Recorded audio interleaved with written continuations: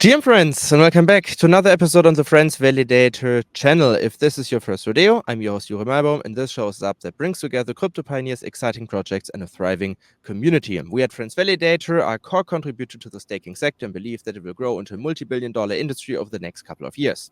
On the show, you will learn how to profit from the proof of stake run-up, how to make money in crypto with staking, and how to stay ahead of the curve. If this sounds interesting to you and you want to profit from the staking revolution, subscribe to this show.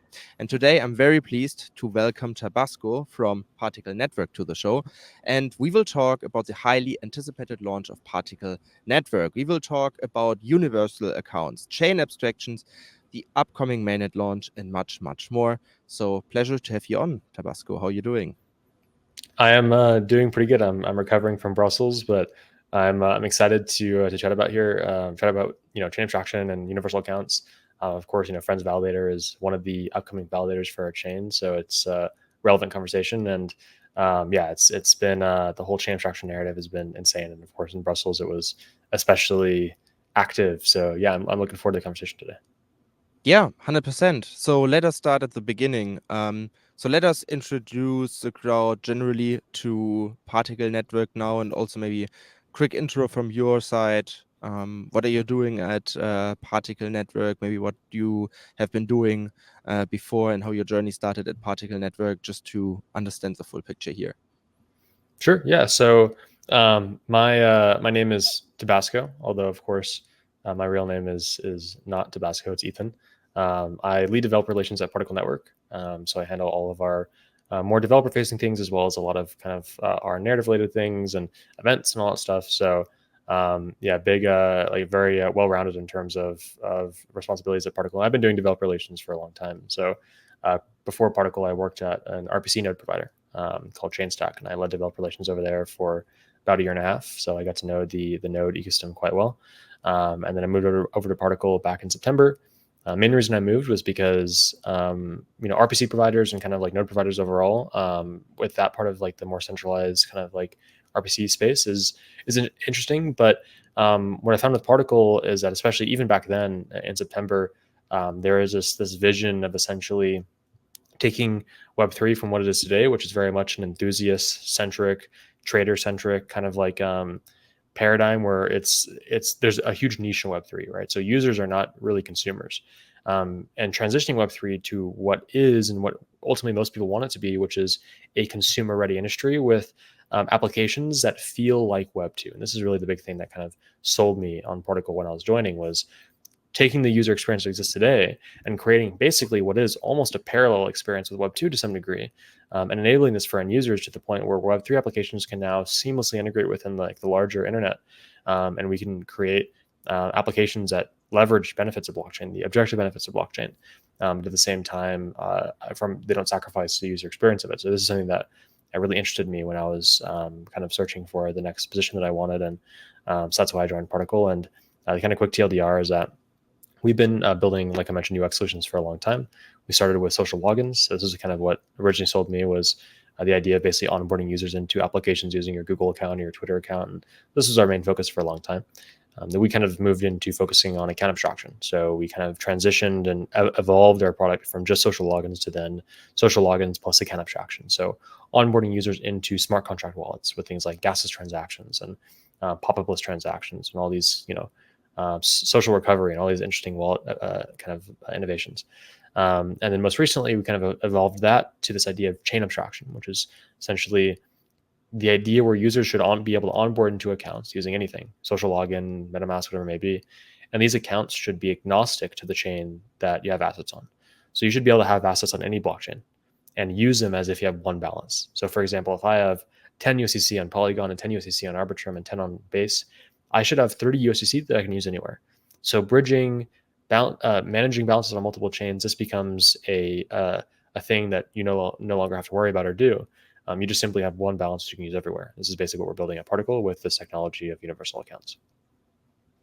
Yeah, let us dive deeper here, because I think this is like something crucial that got ignored for a very long time in crypto. So we had in 2021 this environment where everything was super isolated. If you were on Ethereum, you were on Ethereum, and then you needed to use a dodgy bridge in order to get from A to B. And also, even to side chains and whatnot. And this industry is moving into another direction now, where people want to make sure that it doesn't care on which blockchain you're on. You should be just able to use all kinds of applications that you intend to use. So yeah, let's talk about universal accounts. I mean, this sounds tremendous. So you have like one account. Ideally, you can also set it up with Google login or with your social media credentials, and then you can interact with literally everything on every chain possible. I mean, that's the crypto's dream, to have this user experience where people really don't know with which chain they're interacting with. So can you talk a little bit more about universal accounts and how this entire magic works? Because you also have still the case that some chains are IBC enabled, so you can leverage IBC for that. And then you also have chains that are non-IBC enabled. So they're like other solutions like Union further down the road, or like bridges. So how does this seamless experience precisely work? Yeah, it's a good question. And I think like the first part of it is you mentioned sort of like this experience of not really having to think about the chain that you're using as sort of being the crypto UX dream. And I agree. I think that like for a long time, this has been a big part of like the goal where like you don't have to bridge anymore. It's like this is huge. And actually, it really hasn't been possible up until quite recently. And it is possible today. Like to be clear, like you can actually use this today. It's not live on mainnet, universal account specifically, but there's actually a multitude of solutions that are geared towards this problem beyond just Particle. We're one of the main ones at the account level, but you have multiple different types of solutions that are all trying to solve this problem. And it's actually, I would say that in 6 months, what you're going to hopefully see is a like basically most users being agnostic to the chain that they're using. And so in the case of universal accounts, the way that this works is that universal accounts are essentially an evolution of account abstraction. So we use within the EVM context, we use ERC 457 as the underlying account mechanism. So this means that we get smart contract wallets. The reason we do this is because smart contract wallets have a lot of benefits. You can do things like social recovery. You can do things like batch transactions for gas efficiency. It's very easy to do like multi-chain signatures, stuff like this. And so account abstraction gives us a lot of flexibility that we can then leverage alongside the easiest way to describe it is basically intent-based bridging or filler-based bridging. So if you're familiar with Across, very similar underlying architecture where essentially the way that it works in terms of like a user flow is that I take a universal account, which is a smart contract wallet, like I mentioned, and I go to OpenSea. I want to buy an NFT on Arbitrum that's worth 100 USDC. I have USDC. I have 50 USDC on Polygon, and I have 50 USDC on Ethereum. Right. So usually the current user experience is that, okay, well, I need to go find a bridge. I'll manually bridge my UCC from Polygon over to Arbitrum, and then I'll wait for that to finish. Then I'll go manually bridge my UCC from Ethereum over to Arbitrum as well.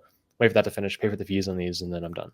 And then I can buy my NFT. So this is 10 minutes that I'm doing here. And this is for somebody that knows what they're doing, right? Versus the experience that will soon be possible and is already possible to some degree, which is that rather you just see your balances here. So I see, okay, I have 100 USDC that I can use to buy this. I can use to buy this NFT. The location of these assets isn't important. So then I click buy, and what happens in the background is that we can see, okay, well, the user actually has balances on Polygon and on Ethereum and not on Arbitrum. So we can use this intent-based bridging mechanism. So sort of like Across, right? Where we say, okay, well, we'll actually pay for the transaction. We'll pay for this user's NFT temporarily. So we'll actually front the 100 USDC that's needed for this transaction. And then we'll pay ourselves back using the funds from Polygon and from Ethereum. So this isn't true bridging. So true bridging is hard to abstract away because it's slow and it's different than this kind of like mechanism of fronting funds, where basically all we need to do here is say, you have a transaction that you want to do and it costs this amount. We'll pay for this transaction with the assurance that we're going to basically like very quickly pay ourselves back using the funds that you had on the other chains that you want to use these that you want to use in this transaction. So then we say, okay, well, then we're going to take the 50 USDC from on this chain and this chain, and we're ultimately going to pay ourselves back. And this is going to allow us to then do this transaction. We can do all the bridging and stuff like that in the background and all the swapping that we need to do within like a given sequence of transactions. So this is basically the way that this materializes that a user, they click buy on an NFT, they wait 5 seconds so we can do all the swapping and the bridging in the background, and then they buy the NFT. And this was using their funds from Polygon, from Ethereum for an NFT on Arbitrum. And so this is a big deal because this means that now users, the only users, and when they look at applications, the relationship now is between their balance and the application. And so users, there's this third degree of awareness they have right now, which is the chain, right? So it's like, are my balances on this chain and this chain, and then how do I move between chains? So this degree of awareness with the blockchain is removed, um, pretty much in whole. To where now users, all they simply do is they go to the application they want to use, they have their balance in it, and they interact with it. And so they can do this with any wallet. It can be MetaMask, it can be Rabi wallet, it can be Phantom, it can be whatever. There's no you're not locked into using a specific interface here. This means that basically every user from any wallet will be able to leverage this type of functionality using universal accounts, using an AA-like mechanism where you basically have an address that's sort of like an extension of your wallet. And this is your universal account that you can then fund and then use across all these different applications, across all these chains. This is kind of like the overview of how this looks at a user experience level and how it actually works in the background. And now the question is like also, I mean, this sounds tremendous. And I mean, that's like a huge step forward of in comparison to what we have seen in 2021, 2022, 2023, when DeFi became more and more popular and more usual in the industry. But yeah, like maybe let's talk a little bit about this abstraction era in which we are in right now, because a lot of people talk about abstracting the entire crypto experience. As you mentioned, we now have setting up wallets just with your Google credentials or with your social media credentials, all of these things. And now what I found super interesting is the modularity part that also comes into play here. So Particle Network talks a lot about how the modular ecosystem generally powers this entire chain abstraction part. So can you also talk a little bit about that, how modularity basically comes in and facilitates this chain abstraction that you just talked about? Yeah, so I think chain abstraction has always kind of been a need in the ecosystem to some degree, just to like give a little bit of context here. So like if you look back at like the way that we looked at scaling, for example, in the ecosystem, we looked at scaling to some degree, or just like the way that Web3 would be adopted as like there's going to be one or two chains that get most users, and like these will be kind of like the base layers for all applications, right? So like Ethereum or Solana, right? So it's like this was the thought for a long time. It was that we were going to scale and ultimately build in Web3 through a base layer that was highly efficient, that would allow for all applications to exist upon it. Although, especially within the Ethereum ecosystem, we've sort of matured past this idea and realized that this, especially when you start getting into like really intensive applications that exist in high volumes, that this approach is just not very sustainable long term. Not that I dislike Solana or any of these approaches, but I think that just like, especially within Ethereum, there's been this recognition that there needs to be a better way to scale applications and to really create an ecosystem that isn't limited by the the computational limitations of a given base layer one or something like this. So this is where modularity and the modular thesis comes in, right? This is where we basically look at it at the landscape and say, well, actually, if we, for example, like in the idea of app chains, right, in this kind of roll-up centric future, if we actually create hundreds or thousands of either application specific or use case specific or vertical specific roll-ups, where each application or each kind of vertical or niche, they have their own block space, they have their own location and their own blockchain to operate on, then all of a sudden scaling becomes significantly easier because you're not competing with everybody else for block space and computation on like a given blockchain. Rather, you can go and create your own environment, which is just for you, and that's where you operate, and that's where your chain exists. So the modular thesis has been proliferating this idea that this is how we scale sustainably as an ecosystem. It's through modular application-specific blockchains that will grow into the hundreds or the thousands eventually, right? Where every application they have their own app chain. And so the way that chain abstraction fits in here is that chain abstraction wasn't actually that helpful back when we thought that we would basically scale through the means of some ultimate base layer or a few different ultimate base layers, because fragmentation with my balances aren't that big of an issue if there's only two main chains that I'm going to ever be using, right? Whereas now that we're transitioning into this idea of like 1,000 blockchains, you actually solving this problem is non-negotiable.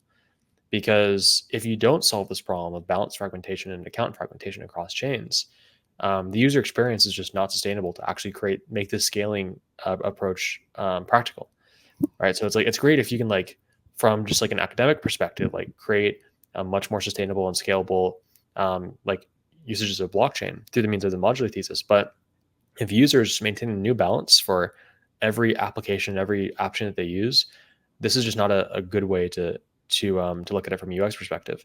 So chain abstraction then looks at the modular thesis and says, okay, well, it's clear that this approach to scaling is proliferating. And it's clear that as an ecosystem, we're moving in this direction of having 1,000 app chains that are kind of like, they're modular in nature and they're composable and stuff like this. So we need to make sure that the user experience is consistent. So with chain abstraction, what this will enable, therefore, is like as a user, I can go to any of these app chains, any of these application-specific blockchains, and have one balance I can use across all of them. So there is no fragmentation here, and basically you get the user experience of like a single base layer that you have your account and your balances on with every application. You get that experience, but with the scalability of a more modular app chain centric thesis. So this is the main way that these two narratives fit in with one another. So modularity really is what pushed a lot of the innovation, a lot of the R&D on chain abstraction, because as an ecosystem, we realize that this is very much needed. If modular is going to succeed, chain abstraction is non-negotiable. And so this is really what has been one of the main pushes for chain abstraction as an idea. Maybe like a controversial question now. I mean, we always talk about how many blockchains we will have at the end of the day. But yeah, also running blockchains, and I know this as a validator very well, is kind of expensive. So you need to pay essentially validators to keep running your chain. Now we have like also an era where we have a lot of rollups and layer twos and whatever. So of course, interoperability becomes more and more crucial. But we also moved, like, I think also into a direction in which you have to ask yourself, okay, how many of these rollups or layer twos or app chains should be actually just common dApps, like in the Ethereum 2020 style of in the 2020 style. So like, how realistic do you actually see this outcome, or like at least the necessity to have like 1,000 blockchains, or maybe like just 500? So do we really need that? That's like the question in regards to how many blockchains do we actually need at the end of the day? Yeah, I think it's a good question.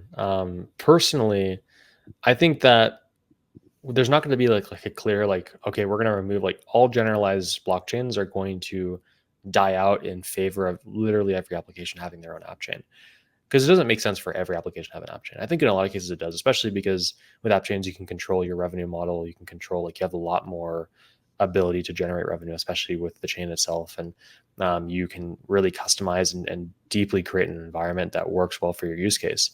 Not everybody needs this, right? So if you're just building something where simply you just need a generalized layer 2 or whatever it may be, then you can go build there.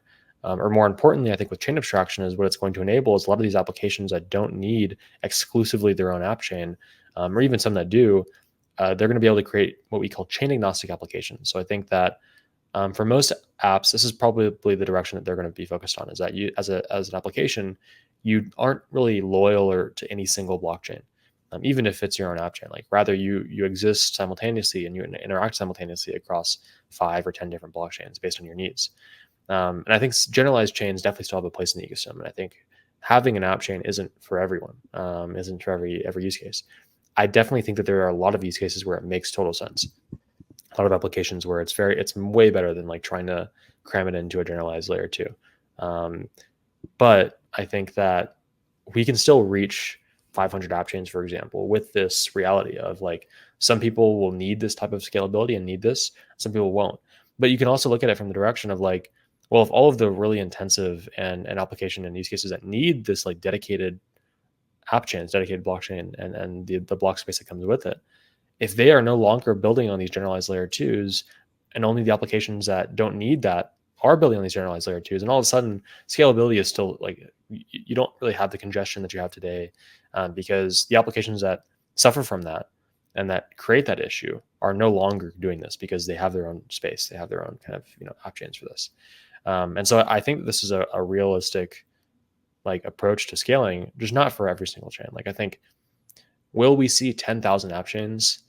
Maybe, if like we do really well as an ecosystem and like there's like some huge explosion of like major flagship applications. But I think like a more realistic perspective, like I think that most applications will probably choose between either generalized or an app chain. And then more specifically, I think most applications will probably interact and exist simultaneously across multiple chains because for context, chain abstraction is not just a user-facing thing, actually. So chain abstraction, actually, there's also plenty of solutions that are specifically building chain abstraction for developers. So developers to create applications that actually can exist across multiple chains without really being tied down or confined to one or a few.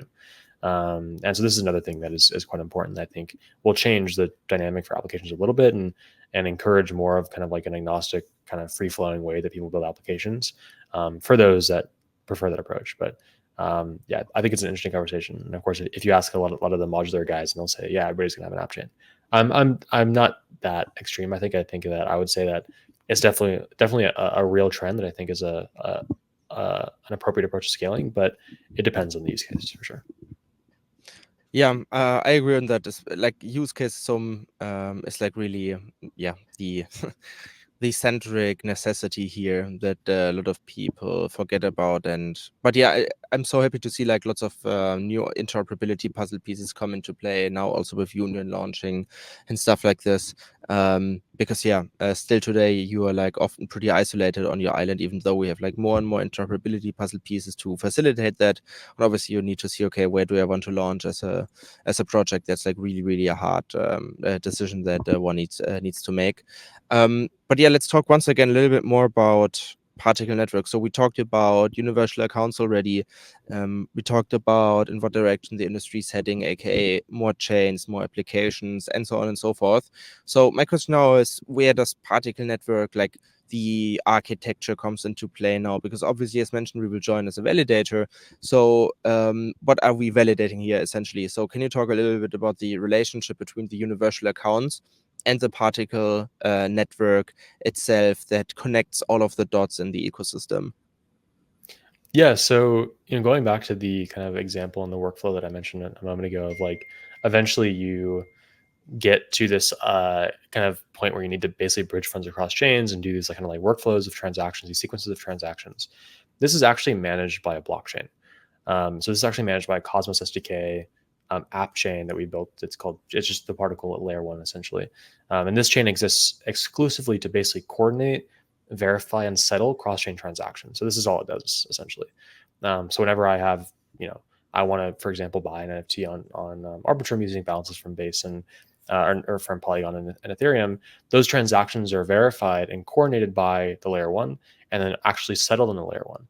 So layer one is a point of security and decentralization, and it's a very simple and efficient way that we can coordinate actions and workflows across chains without some sort of like centralized server that's doing it all on some SDK that has an API that we provide for this. And so it allows us to achieve chain abstraction in a way that is far more open and decentralized and not locked into like our off-chain infrastructure and like Web2 servers and stuff like this. So this means that our chain essentially is purely like the easiest way to understand it is it's a coordination layer for universal accounts. And so it's the main driving infrastructure that enables the functionality that I mentioned earlier. And so of course, like within this chain, it's a relatively simple structure. The chain itself is just a simple Cosmos SDK based chain. We're EVM compatible through the means of Berachain's Beacon Kit. Previously, we were using Polaris, and of course, they've upgraded this as well. And then we use a few different kind of interesting systems to basically like actually the underlying architecture of our chain is basically made up by two interesting kind of innovations from the kind of base perspective. So the first is what we call AgDA. So our chain actually externalizes DA. So we use external DA for our chain, almost like a sovereign rollup ish, architecture. But we actually don't do it to only one DA layer. So we actually externalize DA to Avail, Celestia, and Near DA. And we have a system that we're building out that will actually allow us to, depending upon a number of different things, whether it's random or whether it's selective or whatever it may be, basically post data to different DA layers as we need. So sometimes we'll do all 3 DA layers. Sometimes we'll choose one to do based on like network conditions and costs and stuff like this. And so we actually have a system that allows us to almost like load balance between DA layers. And so I'll get back to why this is important in a second, because the second kind of core component of what makes the actual base architecture of our chain important is dual staking. So within our validator set, we have basically 2 individual sets of validators. We have one set that's secured by our native token. Friends validator is a part of the set. And this is basically those that receive delegation in our token. So pretty straightforward.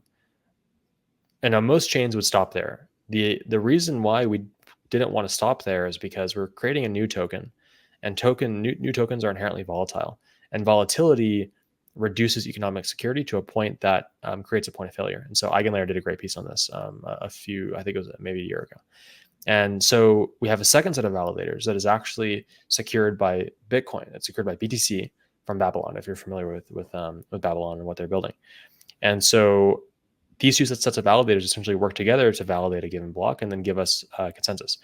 So this is quite important because it means that we aren't beholden to the potentially lacking economic security of our native token, and rather we can leverage the very robust security of Bitcoin, which I would consider to be one of the most economically secure assets in the space at the moment, to bolster the security of our chain and basically account for anything that could go wrong as a result of the inherent volatility associated with our token and then that validator set. So this is quite important, and this is basically all in the idea of whenever you have a chain that you're using for coordination of accounts, of universal accounts. So universal accounts are reliant on our layer one as a means to coordinate and verify transactions. And this is a big responsibility because this means that our chain needs to be, like, first of all, highly decentralized. So we need to have a very robust validator set that is distributed. And our chain needs to have no single points of failure.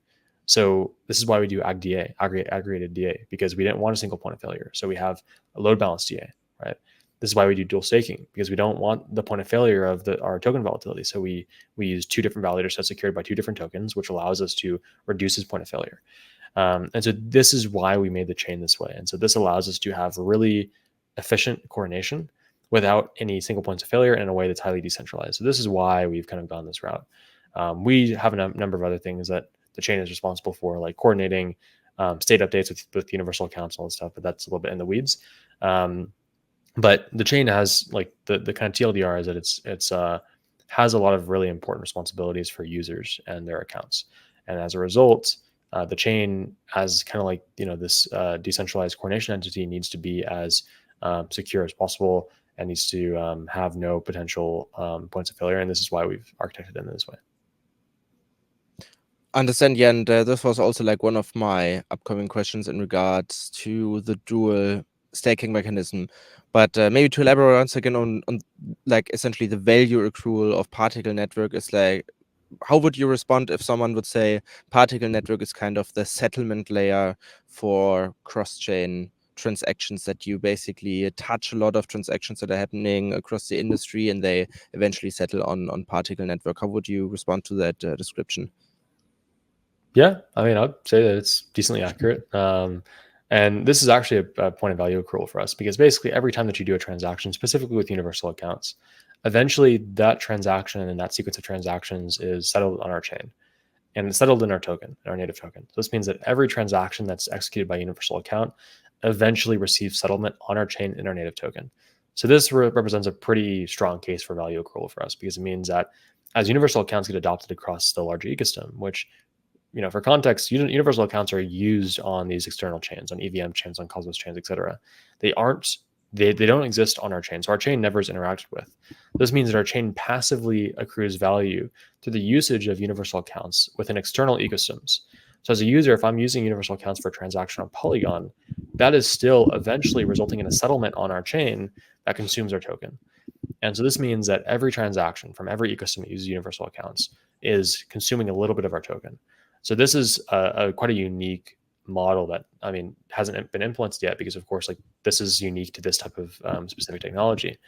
And this allows us to have really high, like just a ton of like token consumption. And this means our total circulating supply decreases. And of course, like, we get value accrual at the token level. Of course, we're gonna have like a pretty solid staking system and all that stuff that allows users to receive rewards for participating in the network and all that stuff. So this is our main model at the moment for especially like increasing token value, is the fact that, whether you know it or not, if you're using a universal account, eventually it's consuming your token because it's receiving settlement on our chain.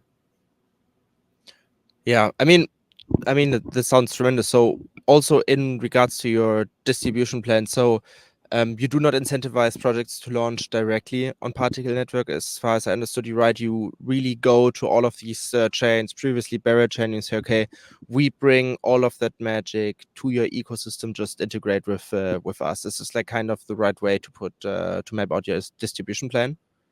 Yep. Yeah. So developers, they never really touch our chain. Our chain is very much an invisible component in the background. You don't even really know that it exists when you're using it or whenever you're using our SDK. So Particle is essentially implemented at the application level. So this means that developers, they use our SDK to then create that then allows users to then connect to MetaMask or use social logins and then have a universal account that they can use within their application. And so we actually already have around 900 applications in the ecosystem that use our SDKs. And interestingly, every application that is currently using our SDKs will eventually be upgraded to use universal accounts.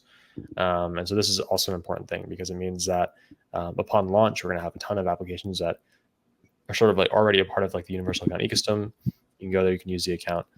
So our distribution primarily exists within external ecosystems and specifically applications that are building within external ecosystems, as they just need to throw in basically 20 lines of code into their app, and they have universal account support. So this is the way that we do it, and it means that it's very easy for us, and we don't require any migration or anything from developers. So it's very low lift, and this is also an important part of receiving like meaningful adoption, at least in my opinion. Yeah, I can totally relate to that. But yeah, I think that's like a pretty novel and also makes a lot of sense. So yeah, you really like orchestrate the entire industry, and I mean now also with Berachain, so many new users are coming into the space, probably, hopefully. So also, if we look at all of the statistics that Particle Network already achieved, I mean the daily unique users went through the roof. Like your total users have been 17 million across like all of the chains. So I think like distribution wise, this makes a lot of sense. So you also raised 25 million pretty recently. So yeah, can you like maybe talk a little bit about this strong demand for an application or like for a network like Particle Network, like the hook that inspired like so many new investors to rush in and basically collaborate with you, because obviously this announcement created a lot of buzz in the industry, and another big player is now joining the interchain. So yeah, would be lovely to talk a little bit about this as well. Yeah, I think it ultimately comes down to the fact that like people are now realizing that the ecosystem has a pretty huge problem in terms of not, and so this problem is actually not only the kind of surface level issue I've been talking about, which is ultimately that users are fragmented, that they have balances on every chain, and it's kind of difficult. Like it's just hard for them to use. This is actually only like 25% of the problem. The larger problem is that incentives are completely broken. So chains are spending millions of dollars in airdropping funds to users trying to get some stickiness, but users, they don't care about this, right? So like this is another problem that actually chain abstraction will solve, because users are no longer loyal to certain chains, and there's no value in trying to airdrop to users and get them to your chain if they don't even know what chain that they're using, right? And then furthermore, the other issue in the ecosystem is that applications aren't really innovating that much because the incentives to innovate aren't that huge, because competition in the ecosystem is isolated to the chain that you deploy on. So if I'm building a DEX on Linea, my competition is other DEXs on Linea or other applications on Linea. My competition, I don't care about a DEX or an application on BNB, right? It's like that's totally out of my scope. But all of a sudden now, when users can come from anywhere, and so users, they don't care about the chain that you're built on, they just care about the application that it is. This changes the entire incentive structure for competition in the space, where now applications, they look at the space and they say, oh, well, like, oh shit, I need to build a better application because now I'm competing with everybody for this mindshare, because mindshare and users are universalized. So they aren't specific to any ecosystem. So this significantly increases competition for applications and incentivizes real innovation that actually improves user experience and security and stuff like this. And so chain abstraction and what we're building specifically addresses like, and to be clear, there's a lot of people that are building chain abstraction. Like we address a very narrow part of chain abstraction, which is accounts. There's a lot more that's attached to it, and that's a part of solving this problem. Like this problem is much greater than just particle. But this problem overall, the value that would be created out of fixing this as an ecosystem is massive, and it's been mostly unrealized until recently. So now people and investors they're seeing this, like they're like, okay, well, users we fix this huge point of friction for users. We fix this huge waste of money and inefficiency within the ecosystem and incentive structure, and we fix lack of innovation at the application level. So these are like three massive problems that are being solved by chain abstraction by a relatively simple set of solutions. And so it's, in this case, chain abstraction has, and I truly believe this, that like chain abstraction will be one of the main driving forces for most consumer applications in the ecosystem. And not only at just the user levels, not only just letting users onboard from any chain and reducing this friction, but also I think because of the incentive shift, we're going to see a lot more consumer applications. And so one thing that I'm kind of tired of hearing it from ECC, but this was like one of the main things that people kept talking about it from ECC. It's like, there's too much infra. We need more apps. It's like, and this is, I agree with this, but what people don't understand is that developers and the incentives right now are not aligned with creating really good consumer apps. They're aligned with like taking your application that like gets some good fees and TVLs on Linea and then copy pasting it across 50 plus chains, and you earn plenty doing that. And so as soon as this changes and this is removed and this is no longer a real incentive, then now we start seeing real consumer applications and users that can use these applications from anywhere. And so I think because of this, this is where the value of chain abstraction starts to really be realized. And we're lucky enough to be one of the currently, especially at the account level, one of the main projects that are pushing for this. There are many, of course, like for example, you have Socket, you have Zion as one of them, Orb Labs. I just before this, I did a big roundtable with a bunch of other guys at the account level in the chain abstraction space. And so there's a lot of people that are building towards this. And because the reason why people are building towards this is because we've now realized that the scope of this issue as being so much larger than just like, users are finding it tough to bridge, right? This is like it's so much more than that now. So this is why it's important. I think this is why we've seen so much interest in this and in Particle specifically over the last few months. Yeah, I totally agree to what you said. I mean, it's always funny. People always say, oh, we have too much infra. We need more dApps. We need more consumer-facing applications. But also, if you talk to VCs and you ask them, oh, and what projects do you want to invest? Yeah, usually just infra. So it's like there's like also a value mismatch kind of. And also people tend to be more excited about infrastructure projects like most of the time. So yeah, totally align on this, but also as we get into a future where everything is more abstracted, it also gets easier logically to build these type of applications for a less amount of funding, obviously. So totally see like these two dots merging here. But yeah, I think that was like a very good overview of what awaits us with Particle Network. Speaking of which, when mainnet?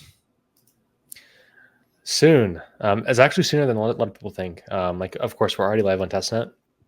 We have this project or this kind of like incentivized testnet campaign called Particle Pioneer, which you can actually go and you can test out universal accounts today, and it actually works pretty well.